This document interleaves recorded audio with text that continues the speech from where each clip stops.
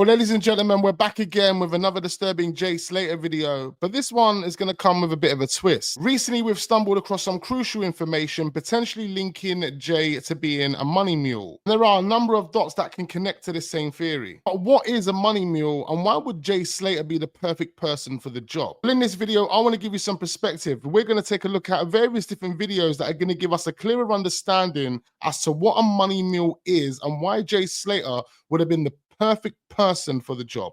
Let's check this out. You're unable to use a bank account for at least 6 years. So I sent £500 and he made me £5,000 back. This guy is a genius. Have you seen ads like these on your social media promising fast cash? It's all a scam and it's breaking the law. So the people who respond to these adverts are sometimes known as money mules. Their bank accounts are used by criminals to move money in a chain of transactions, making it more difficult for authorities to track. It was about flashy cars, for example, holidays, watches, that kind of thing. DeRay saw a friend posting on social media about money they made. He allowed that person to put £4,000 in his bank account. The plan, he'd withdraw it the next day, hand it over and keep a bit for himself. But then his bank account was shut down. You're unable to use a bank account like for at least 6 years. So you can't get credit, you can't get a loan, a mortgage. DeRay had been blacklisted by a fraud prevention service used by many of the UK's top banks. I felt a bit ashamed. I was a bit nervous to tell my own mum about it all. She was shocked and why I did it. And she was upset. What she said, son, you can fix it. Do what you got to do to get your life back. Although DeRay wasn't prosecuted, he had to appeal to financial authorities repeatedly to have a bank account again. They're not bad kids that want to do harm. Hustle culture is really, really popular, and fraudsters, criminals, they tap into that and sell the dream to these young people. So there's various different activities that people would get themselves involved in when it comes to money muling. In Jay Slater's case, it's a bit different to the guy that we just listened to, because that guy was being transferred £4,000 and he was taking a bit of that money. However, what we believe Jay Slater was being used for was cleaning drug money and then laundering that money back to the UK. Either way, there are various different reasons for a money mule, and preferable targets would be uni students or teenagers. It can literally be anyone that's willing to take the risk, anyone that finds themselves financially struggling. Like, looking back, do you think that you should have seen the signs? Or do you think, and be honest, looking back, you didn't want to see the signs? Probably both, to be honest. Probably both. Yeah. Do you regret it? Oh, definitely, yeah. Because there's victims in it as well, you know, there's people who lost money. You know, no one wants to be involved in, you know, a vulnerable person losing money. Like, it's not good, yeah. It doesn't feel good, definitely. You see, a lot of people are going to watch this and a lot of people are going to think he must have known it was illegal. What would you say to those people? Yeah, I regret not asking more questions. I regret not being more sensible, looking into the red flags. Like, I wouldn't have thought that, you know, setting up a few simple bank accounts would end up in something so serious. If you think you've been selected for money muling because you're rated, well, guess what? It's because sorry to use that language. They've selected you because they think they can get you. They thought you were that guy they could pick on that sat in the corner of the class. I mean, literally think about what they're saying there, and then put your understanding of who you believe Jay Slater is and put him in those shoes. Jay's a good boy. He's a bystander. Jay isn't someone that gets himself into trouble. Jay's a person that gets on with everyone. Jay can talk to anyone and build conversations with anyone. Jay's got a lot of friends. Jay's loyal to his friends. If his friends ask for a favor, Jay's willing to do anything his friends ask, especially for a person who he believes has got his back, especially for a person like Lucy. Jay was a cool guy, a very likable guy. For some reason, I get the feeling that Jay was easily encouraged, easily influenced by the wrong people. See, all of these things, including what these young lads are saying on the screen, ultimately led to Jay being a target for money muling. How much do you think you made total running back and forth? And how many trips do you think you did? So I did probably in like a 2-year period, I probably did like 15 trips, to be honest. And they were 10 grand a trip. 10 grand every time. 15 trips. And he was getting 10 grand a trip.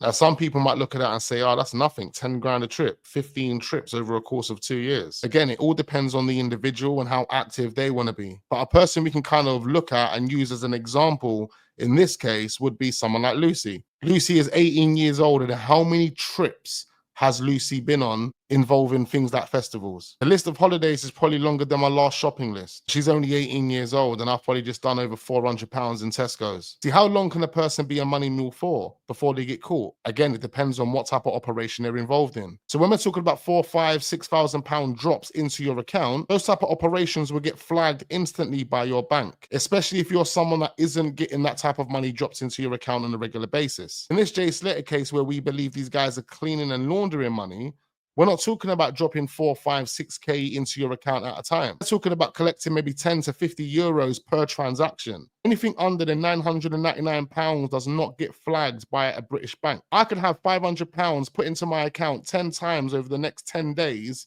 and it wouldn't get flagged, even if I was someone that wasn't working. For one account to be receiving 10 to 50 pound transactions, maybe 10 to 20 times a day, which only accumulates to about £900, let's say, it's not getting flagged. All you got to do at that point is what? Switch accounts. And that's where Brad comes in play. As I reminded Duncan Smith the other day, remember when Rachel mentioned that Jay had Brad's bank card?